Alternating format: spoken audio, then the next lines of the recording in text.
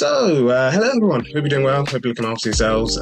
We're back with another episode of Behind the Curtain, where we have some in-depth conversations. Learn a bit more about some of the topics that we have spoken about in episodes, whether those are ones that have come out or ones that are coming out, or sometimes on completely new topics and learning new things.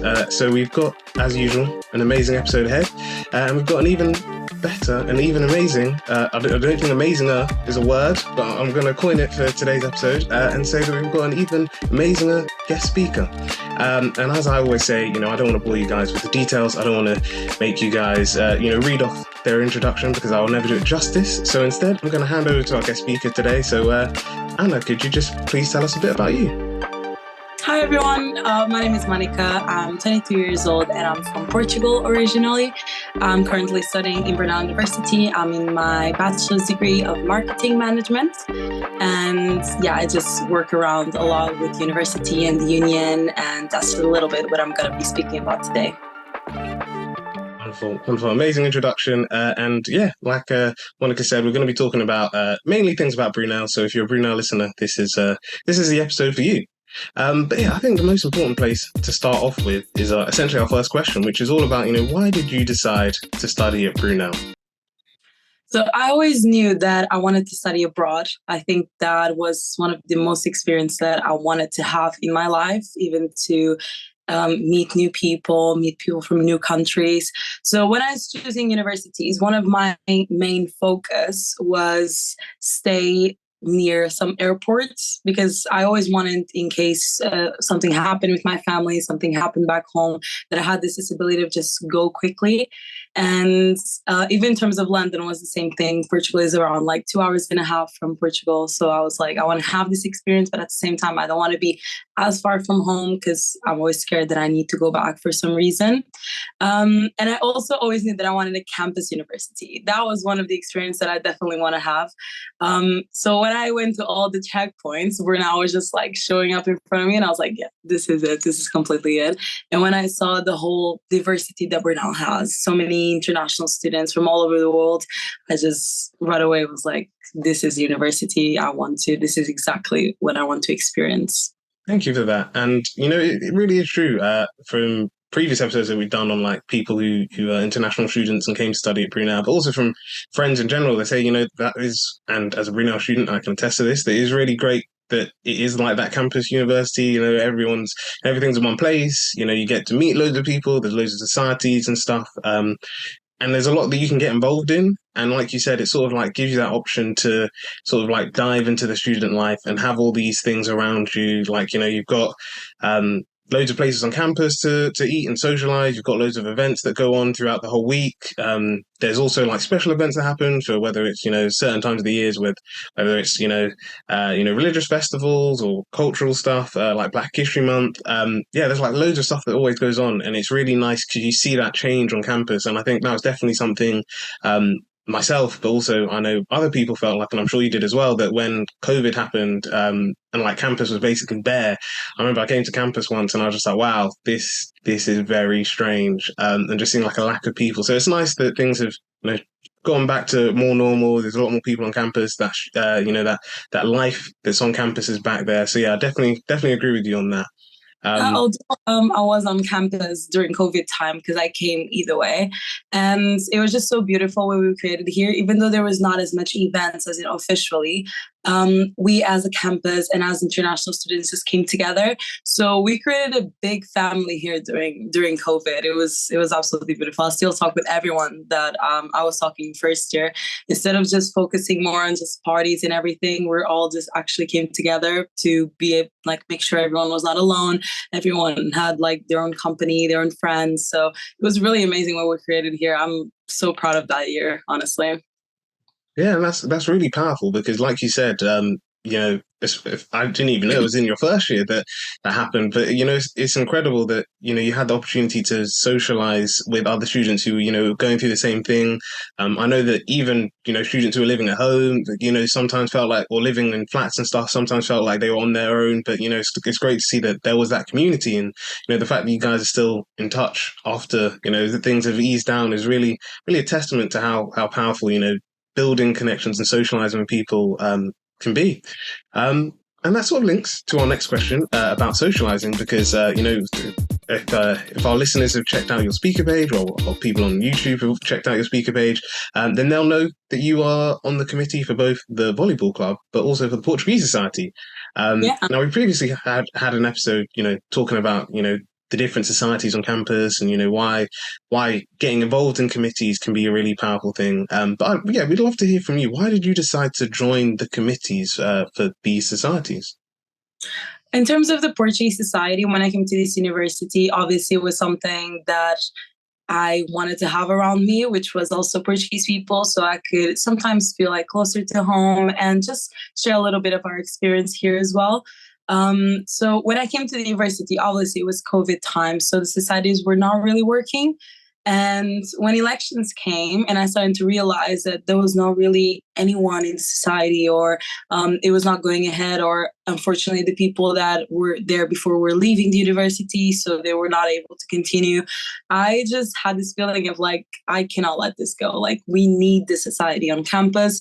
We need to have this support, this networking between us on campus. So I cannot let the society die. Like, I just cannot accept that. So I went for elections. Hopefully, not hopefully, thankfully, everyone did vote for me, and they elected me for chair of Portuguese Society. This is my second year as chair of Portuguese Society now. And yeah, I just pick up the society for basically zero, how it was before. And hopefully that's what everyone thinks. I created something really nice on it. Right now, we're a really big community, and not only we accept Portuguese people, we accept everyone. Actually, if they just want to learn our language, just want to learn our culture, or just actually like create a friendship with us, I'm totally fine with that. I don't want to restrict the society to just a few people. It's open to everyone if they want to explore it.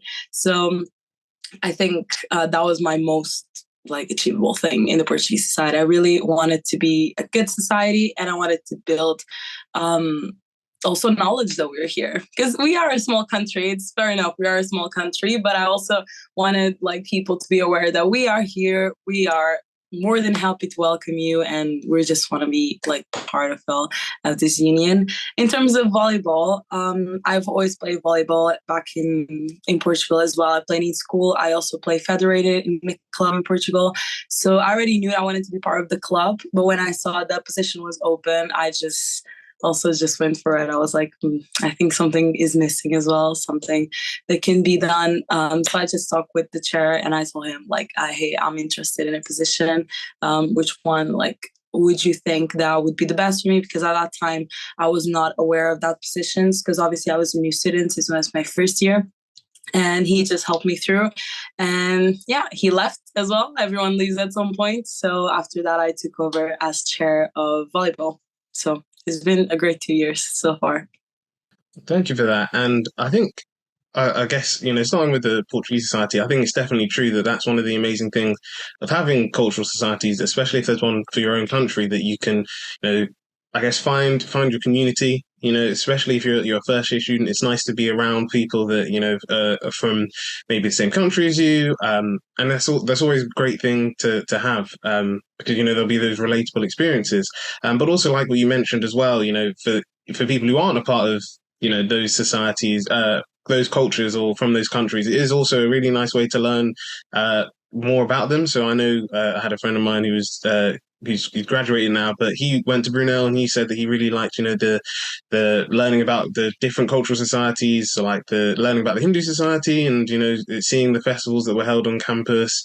Myself joining, I've been trying to join more societies this year for my masters than I did my undergrad, but doing things like that has always been really great to like see the amazing things that all these societies do. And I think definitely before we go on to the next question, we met at the Societies Ball earlier in the year, and it was incredible to see the work that you guys did there. I don't remember off the top of my head the awards that you guys won, but I'm sure you guys did win some awards, if I remember correctly.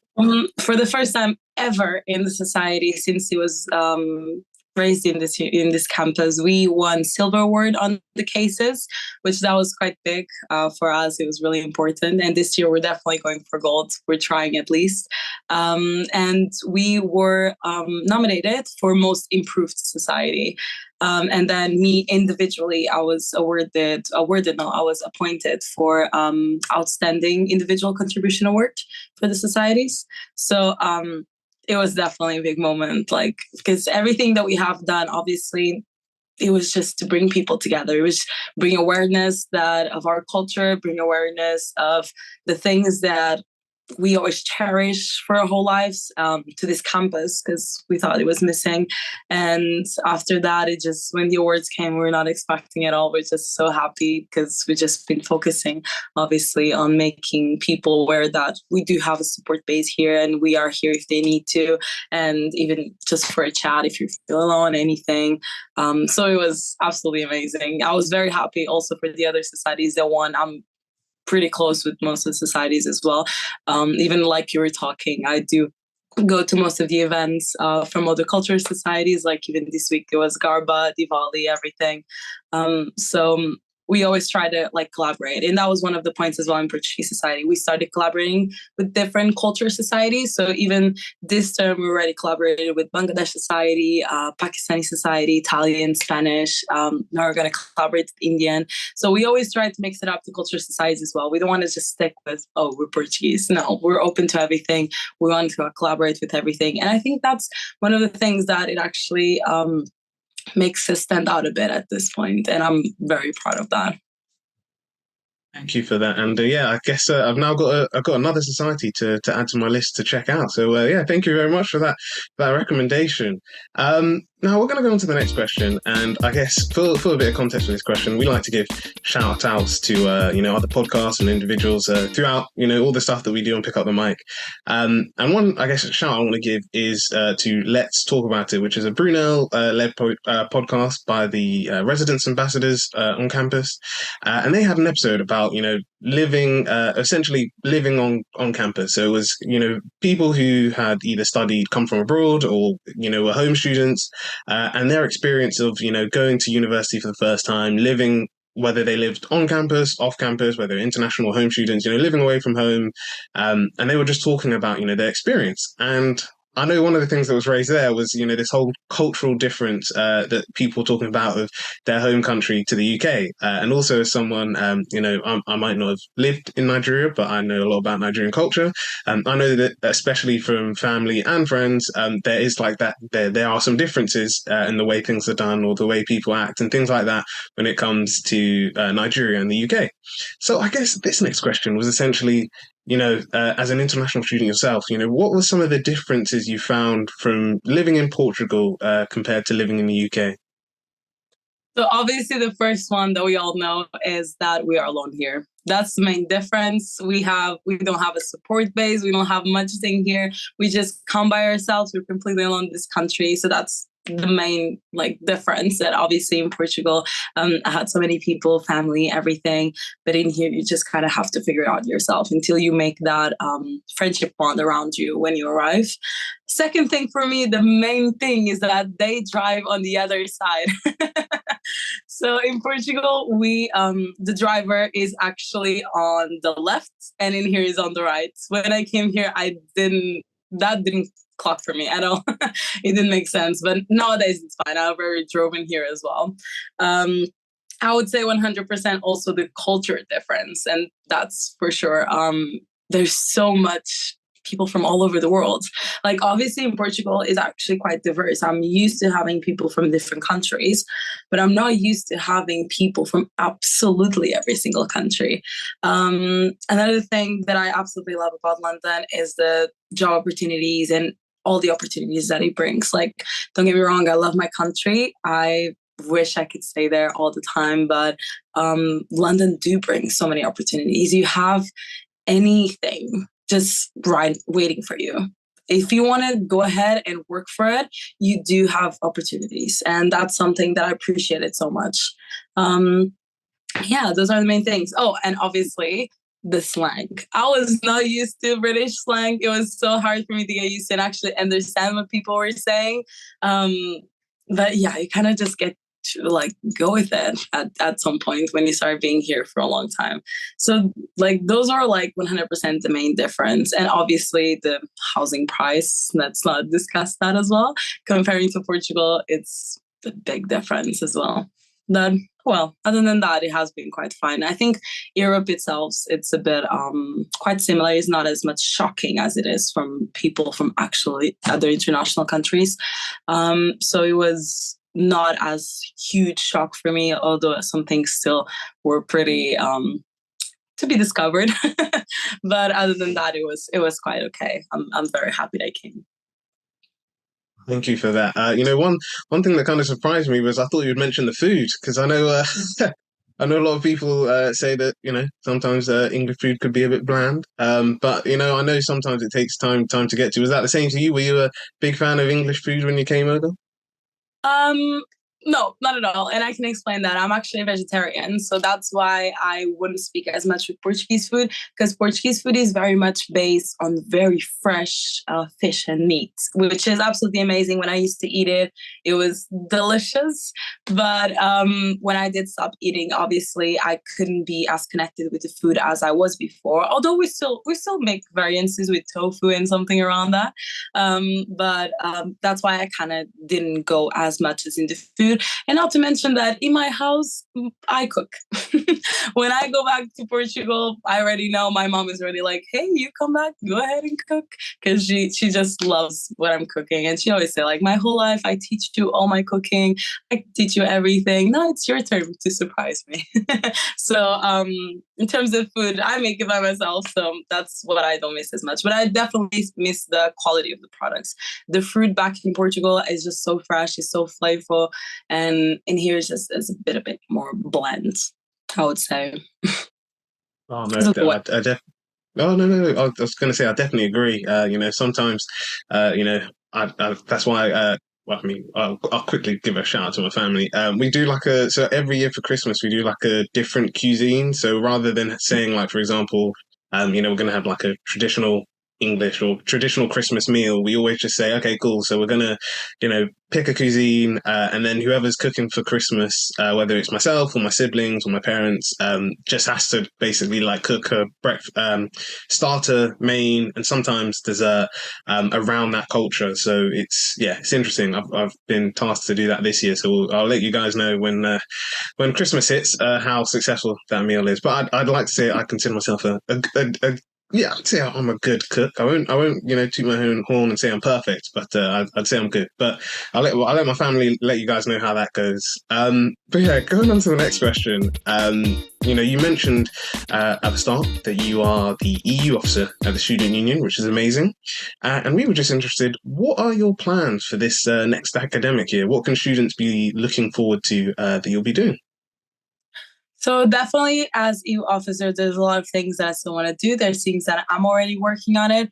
But the main points on my manifesto is definitely create some community here around EU students. Because let's be honest, European students, it is what it is. We're actually quite independent people.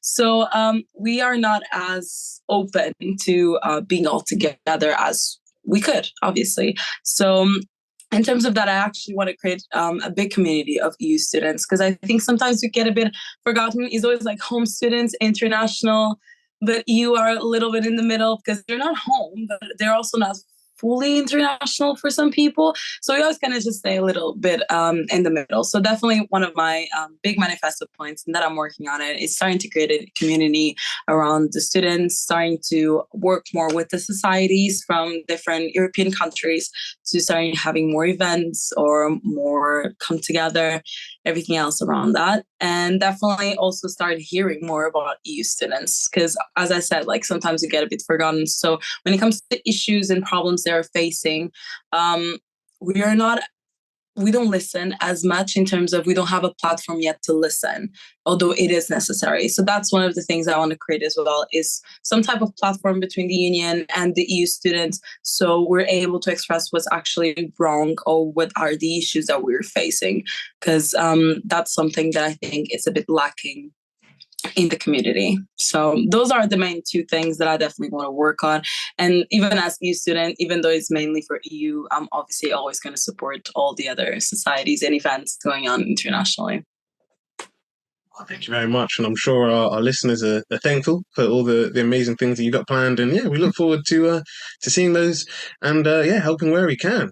But yeah, we're on the last question. No, time flies when you're having fun. And essentially, we want to know what's next for you. You know, you've spoken about, like I said, amazing work that you're doing, not only through the union, but through your degree, through just, you know, your passion in general. And we want to know what's next for you. You know, what do you plan to do? Whether this can be, you know, within the next academic year, it could even, you know, if you're ready to answer it, you know, after university, once you've graduated, we can go that far. But yeah, what's essentially the plan for you? I have a lot of plans, to be honest. Some of them I cannot disclose yet because obviously I'm still working on it. And other ones, I can talk a little bit about it. Obviously, my first one will be my dissertation. I'm in my last year of my bachelor's. So that's one big thing that I want to do and be successful at it, thankfully.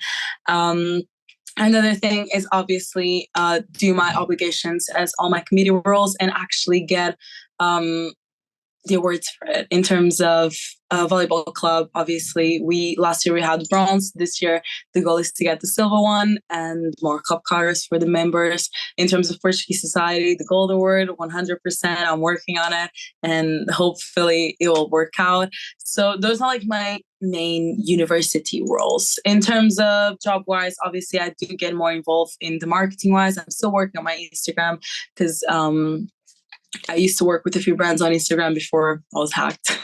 So I created a new page and I'm rebuilding again. So hopefully it will grow up as it was the other one. And I'm going to be able to start working with brands again as in my marketing degree and as digital marketing. So those are like my short-term goals. My long-term goals, if you want to see it, you have to follow up my work and hopefully there'll be great news in a few months. Oh, well, thank you very much for that. And that is, I think, the perfect way to end the episode. I guess I first off want to say thank you, Monica, for, you know, coming on. You did, you know, it was amazing to learn more about you. And I think it's really interesting to see the amazing work that you do. But also, you know, I think one thing that I'm sure our audience can definitely relate to and, you know, came through was, you know, your passion for not only, you know, your societies that you're part of and the clubs that you're part of, but also the fact that you're actively going out of your way to make a change in students' lives. And I'm sure that, you know, any students listening will truly appreciate all the work that you're doing, you know, whether they're a EU student or they're just a student that's at the university in general. I'm sure they'll definitely appreciate it. But yeah, there might be some... Oh, no. Thank you very much. Yeah, like I said, it was really interesting to learn more about you. And I was just going to say, there might be some people listening who might be, you know, as you mentioned, there might be EU students who want to, you know, discuss things with you. There might be students who aren't EU students, but know some issues that students are going through, and they might be thinking, I really want to get in touch with Monica. What's the best way for me to do this? So, what is the best way for students to get in contact with you? So either you can just message me directly on my Instagram. That's the main platform that I work even in university to say that all the events are going on campus, which is at @anamonica_00. Or you can just directly email me. I have a staff email, which is anamonica.sanchpereira, which is my full name, at brunel.ac.uk.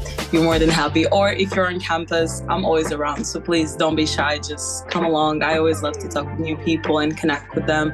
And if there's anything you need, honestly, my messages are always open. Thank you very much for that. And thank you to our wonderful audience for coming back for another episode of Behind the Curtain. If you liked today's episode, a like, comment, and subscribe is always appreciated. If you're not already a Patreon member, then please make sure you check it out. We have now got one tier, so we understand that with the rising prices of everything, it makes it more difficult. So we've got one tier, and yeah, feel free to check that out. It's £3 a month. You get some early access to stuff. You get some particular free content for you and some other goodies. So make sure that you check out the link down below in our description. And yeah, just keep an eye out for the next episode of Behind the Curtain. We've got a few things that we're working on. I know I always just say that every once in a while, but I promise this time we really do have a few things that we are working on. And we have, actually I should say this now, we have a bowling event that we are doing, because this episode will be out for the bowling event. So we've got a bowling event that we'll be doing, and the link will also be in the description below. But if not, if you click on the website or on our Linktree page, you'll see it there. We'd love to meet you guys there. There will be some prizes, hopefully some cash prizes that you guys will be able to win, and you might even be able to. I won't say I'm an amazing bowler. I'm pretty good. So you might be able to beat me and claim, bowling champion 2022. But yeah, if you want more details for that, just click in the description. And yeah, thanks everyone. Wish you all the best. Have a wonderful day, and we'll see you next time when we discuss more issues in our segment Behind the Curtain. Okay.